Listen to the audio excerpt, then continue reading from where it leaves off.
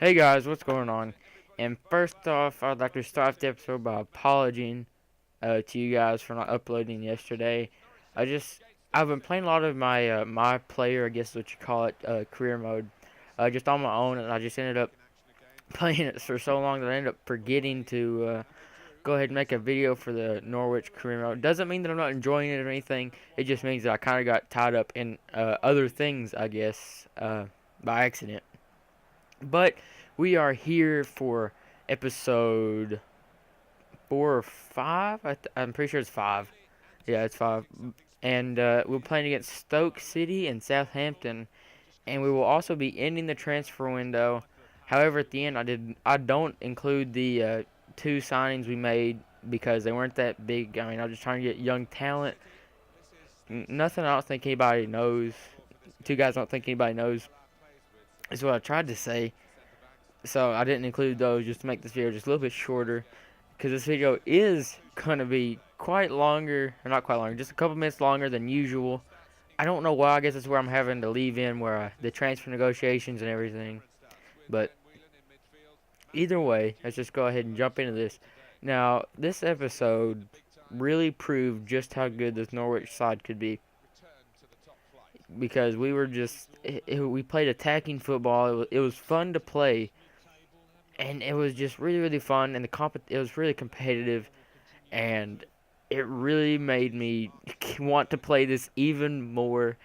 And I might do a double upload tomorrow, maybe not, I don't know yet.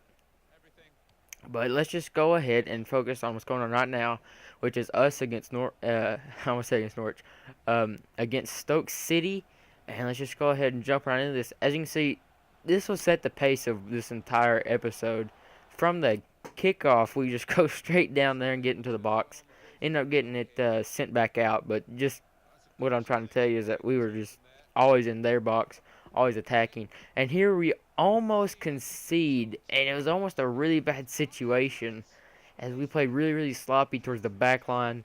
Just any other team would have really been able to. Don't know the word I'm looking for here. They've been able to compromise the situation, which is obviously isn't the word I'm looking for there, but. And look at Nathan Redmond. This is why I want to keep getting him the ball. It makes things happen. Fighting for the ball. Icardi was just running just a little bit too hard. Pass was just a little too late, maybe. I don't know. But here's a new one. Thiago going to Atletico Madrid. I've not seen that one before. Just to be honest with you, I've not seen that one before. I thought that was pretty cool to leave that in there. Um, but something I just want to tell you guys. I was doing my player one that I was playing yesterday. Ronaldo was transferred away from Real. He requested a transfer and he left. Went to PSG for like 84 mil. But let's get Let's get back on topic as we were off topic. Houlihan scores yet again. He is so good at getting in the box. He scored in past episodes. This will obviously be his first BPL goal, I do believe. And just it's so easy to find him in the box. He's always there and he's always open, always creating space, always being available. He really and truly is the perfect cam for us right now. You know, I was thinking about giving the job to Naismith towards the beginning of the preseason, but quickly deciding against it. Now he's going to play left mid/wing for us. And here goes Mauro Icardi. I'm desperate to get his first goal with him, but he gets a beautiful through ball here to Malumbu, and the center defensive mid's looking like a quality striker right now, as Malumbu puts it into the bottom left corner past the keeper, Jack Butland. He eventually becomes a monster in all career modes, but right now he's still just a youngster who can't block that shot from Malumbu, who for a defensive mid, for a defensive player, I should say, he's played very, very attacking minded for us. I really like that as well. And Icardi, gets an assist before a goal. Not making his transfer look too good, but I'm really happy with the assist, finally getting him involved in the scoring. This just had to come from an assist. Now, here are Stoke City trying to get something going, but they run out of time as that'll be the end of the first half. And we just dominated. I don't think I'll leave in the possession percentages or the stats or anything. We just dominated this game in general. I'm just going to go ahead and put it out there. We won this game. Uh, it was very easy for us to get past their back line and into their box, or into our box, I guess I should say. and it was just we dominated the first half, especially. I mean, it just seemed like they weren't putting up much of a fight. Bojan was trying to create everything he could, and Joff puts one on target.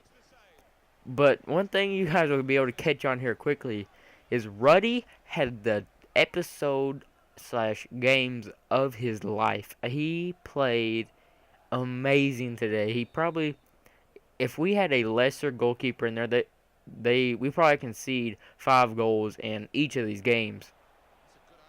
But he was on point. See what I'm saying? I mean, I think our backup Rudd would have even let that one in. Uh, but he was just on point today, really and truly, really on form right now, or in form, I guess I should say.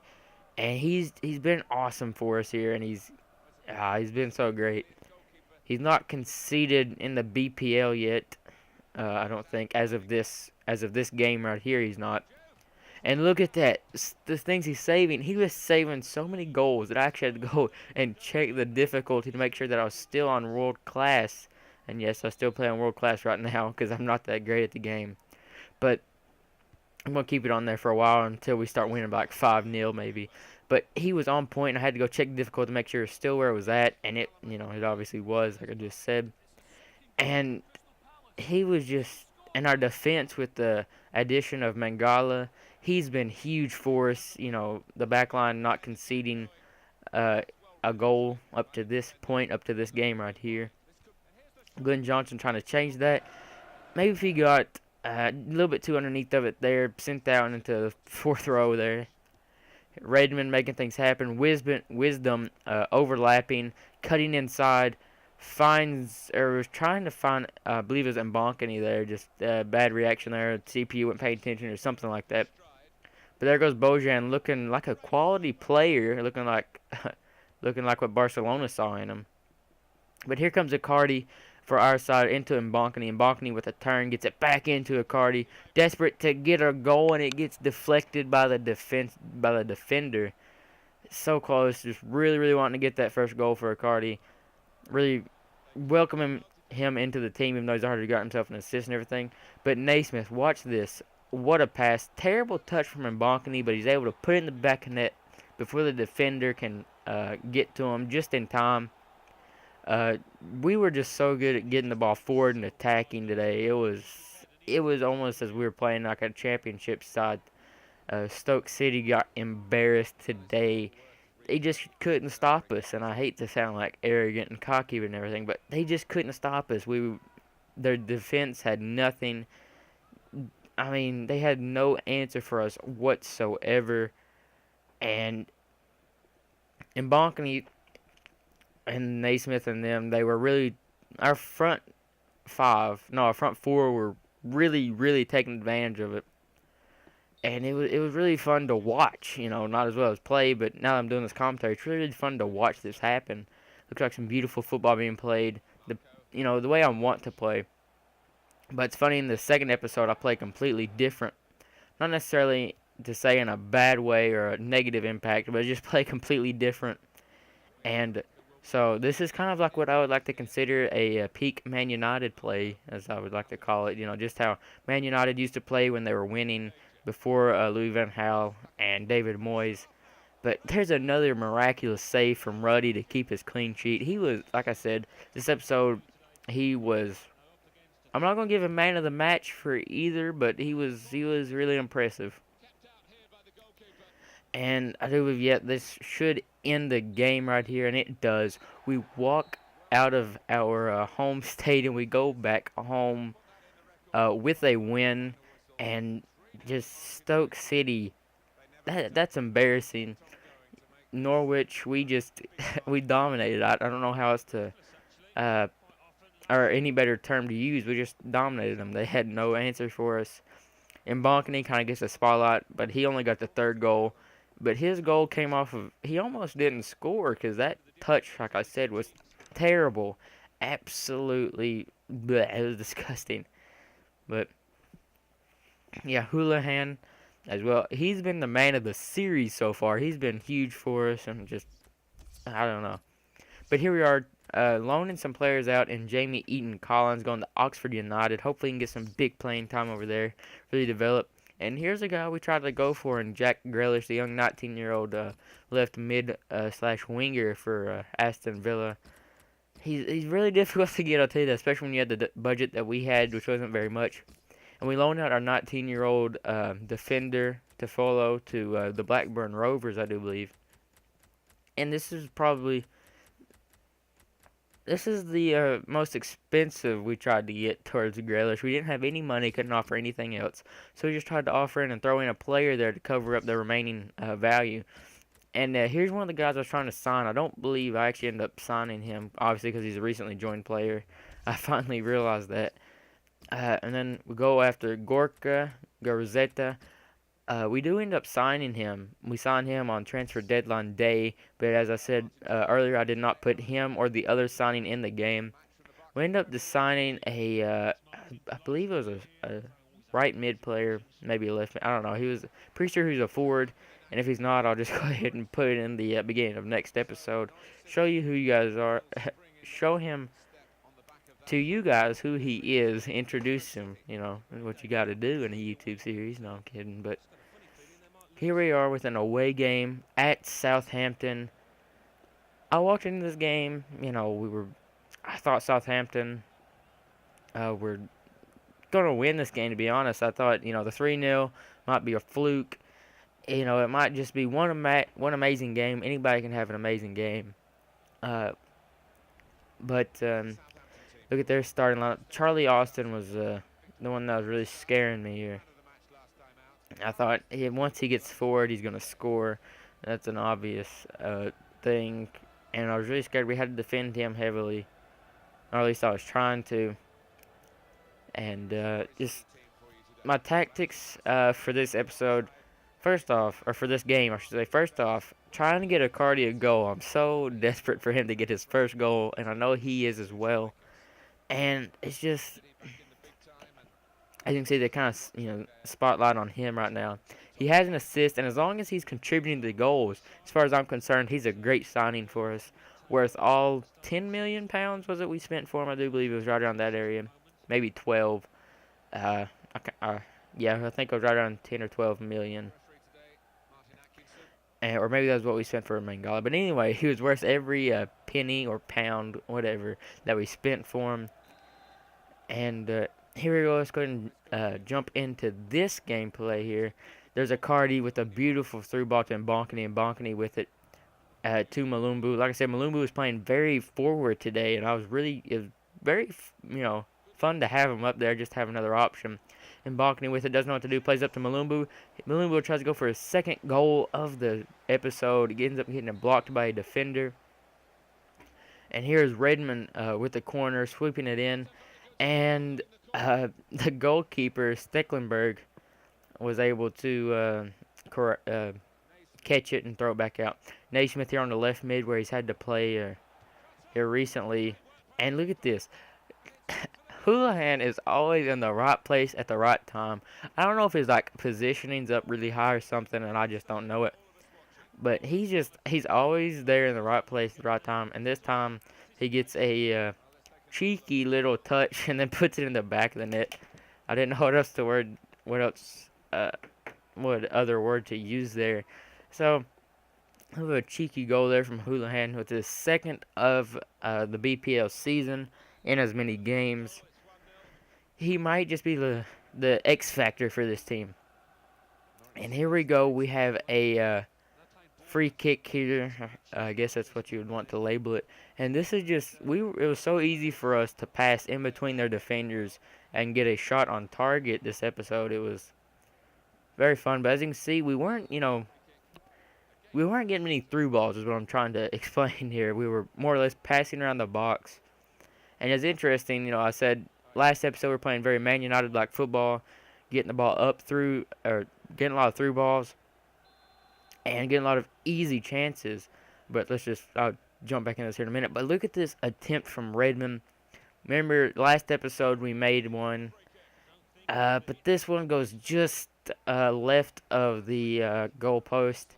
A beautiful strike goes up and over the wall. I just got to get used to taking penalties and kicks with him. Well, not penalties, but just free kicks with him.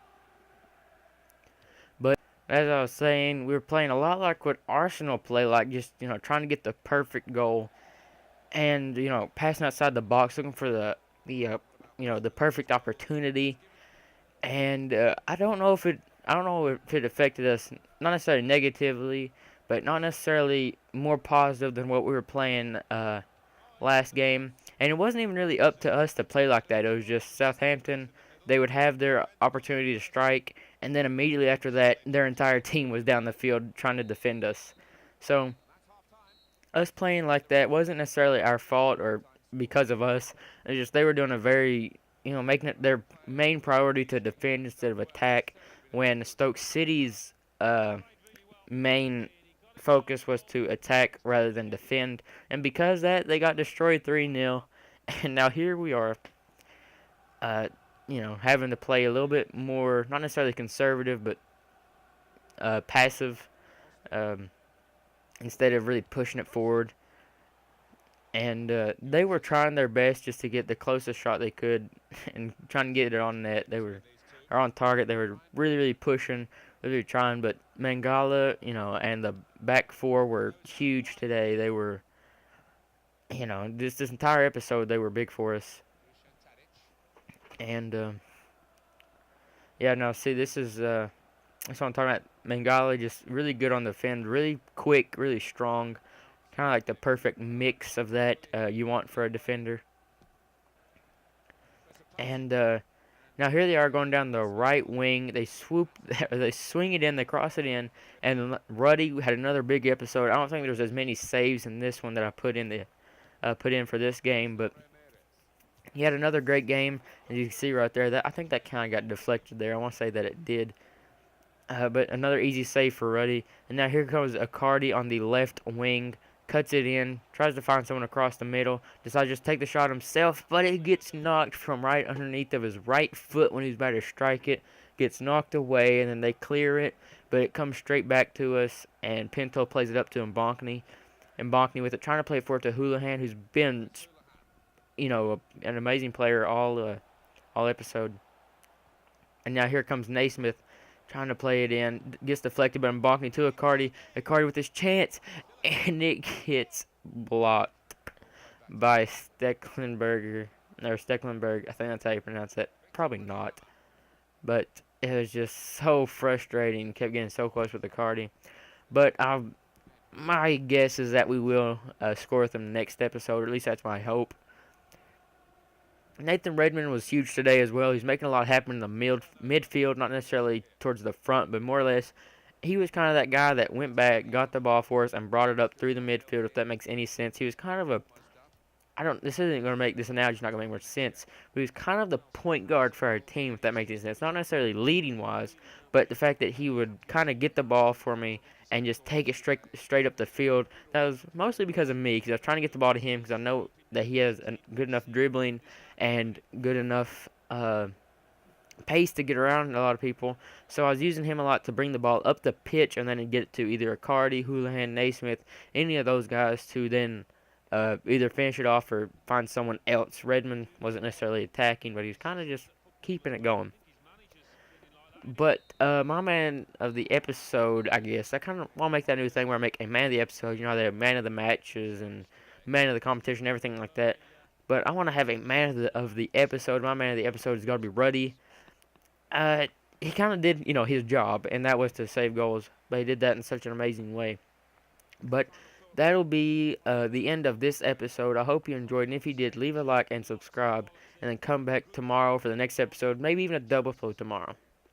But anyway, see you next time, and peace.